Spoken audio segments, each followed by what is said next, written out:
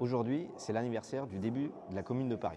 Alors qu'est-ce que la Commune de Paris? La Commune de Paris, c'est un moment fort dans l'histoire de France. C'est un moment marquant aussi pour les militants de gauche que nous sommes. C'est un moment fort dans la démocratie, dans la reconnaissance également de l'égalité des genres. Bref, c'est tous des moments très importants qui ont marqué l'histoire et qui continuent d'ailleurs de marquer l'histoire parce que vous allez voir qu'il y a des personnages qui vont forcément vous parler et qui vont forcément vous évoquer quelque chose.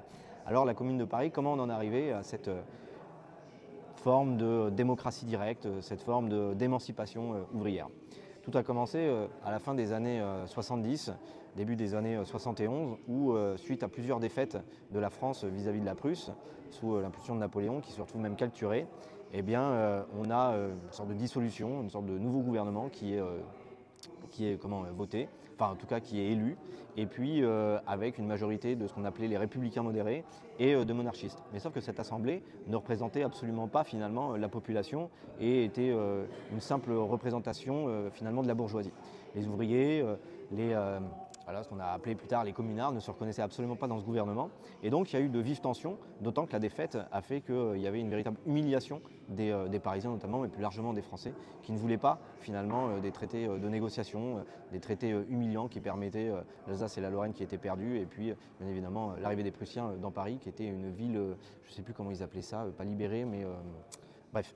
Et donc le 18 mars 1871, le gouvernement illégitime décide de désarmer Paris et plus largement ses Parisiens. Et décide d'aller récupérer des canons, notamment sur la butte de Montmartre, mais aussi de Ménilmontant.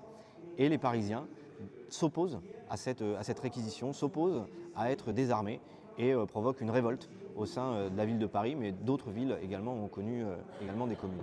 Et cette révolte amène finalement à la constitution d'un gouvernement, on va dire, parallèle, en tout cas d'une organisation parallèle, et qui débute donc le 18 mars 1871. C'est le début de la Commune de Paris.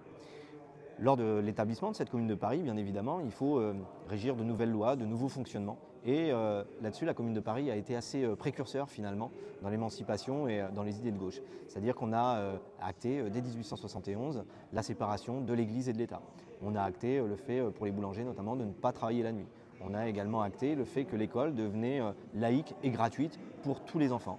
Les églises devenaient des lieux d'échange entre les hommes et les femmes, et bien évidemment, également la prise de conscience de la nécessité d'égalité des genres, avec notamment Louise Michel, qui a été précurseur, qui a été une très grande militante de cette cause, et à laquelle on a rendu hommage notamment lors des Jeux Olympiques. C'est un moment d'histoire qui est absolument passionnant, qui a marqué son époque et qui marque encore aujourd'hui l'esprit de ceux qui s'intéressent à l'histoire française et plus largement finalement de la démocratie, de l'émancipation individuelle mais aussi collective. Et cette Commune de Paris n'a duré que 70 jours, 71 jours, et c'est fini par une répression absolument terrible. C'est ce qu'on a appelé la semaine sanglante, du 21 au 28 mai 1871, et qui a provoqué des milliers de morts, parce que le gouvernement, qui s'était réfugié à Versailles, a décidé de se venger, a décidé de reprendre le pouvoir, avec l'appui de l'Église notamment, et ce sont des milliers de morts. On a eu du mal d'ailleurs à chiffrer exactement le nombre, on parle de 20 000, il y en a d'autres qui parlent de 45 000. Bref, ce fut un véritable massacre, et tout ça pour écraser finalement un mouvement populaire, un mouvement du peuple. Et donc ça doit aussi infuser cette idée de liberté, cette idée de démocratie directe, cette idée de reconnaissance du monde ouvrier, du monde salarié aujourd'hui, qui est lui aussi réprimé, certes pas de la même manière, mais quand même dans les idées, on voit qu'on a un recul sur cette liberté, sur cette démocratie qui est assez inquiétant. Et donc cette Commune de Paris, les communards, ont toute légitimité aujourd'hui à être appris à l'école, même si c'est sur une période très courte. Mais dans tous les cas, c'est essentiel de parler de cette période qui est extraordinaire, qui est fondamentale et qui peut, en tout cas, nous apprendre énormément de choses sur ce qui s'est passé et sur ce qui pourrait se passer aussi demain avec ce genre de démocratie et ce genre d'idées. La semaine sanglante, donc c'est des milliers de morts. Et puis, des années plus tard, il a été aussi décidé par l'Église de mettre le Sacré-Cœur sur la butte Montmartre. Et en fait, cette idée de mettre le Sacré-Cœur à cet endroit-là, c'était pour montrer le poids de l'Église, la force de l'Église qui est capable presque d'écraser les Parisiens et la ville de Paris et ses ouvriers. Donc voilà, on voit aussi là le symbole finalement qu'est Montmartre. Aujourd'hui, on le voit comme un super bâtiment, comme une belle œuvre, mais en réalité, elle a toute une histoire aussi.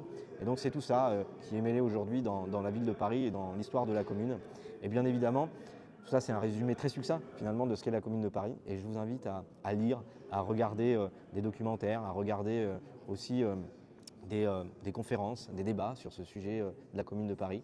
Il y en a plusieurs, il y en a plein à disposition, dont un d'Olivier Besancenot, qui est absolument passionnant. Alors si j'ai envie de vous parler de la Commune de Paris, c'est parce que bien évidemment ça me tient à cœur, mais c'est pour moi aussi une source d'inspiration dans ce qu'est le progrès social, dans ce que doit être la société de demain, avec de la démocratie directe, avec une représentation bien plus large que ce qu'est aujourd'hui l'Assemblée nationale. Et quand on voit aujourd'hui les reculs sociaux auxquels nous faisons face, que ce soit en termes de droits d'égalité des genres, que ce soit en termes de retraite, que ce soit en termes de salaire, bref, c'est tous ces sujets-là aujourd'hui qui sont impactés par des reculs sociaux très importants. Et bien évidemment, ce qui s'est passé dans le passé doit nous interpeller, mais doit aussi nous servir à nous en inspirer tout simplement. Et donc la Commune de Paris, c'est un grand moment d'histoire pour les gens de gauche. Il y a presque un fantasme autour de la Commune de Paris, c'est vrai, mais c'est tout simplement parce que c'est un beau moment, même si ça s'est fini dans un bain de sang. C'est un moment voilà, de démocratie, d'histoire et puis de liberté.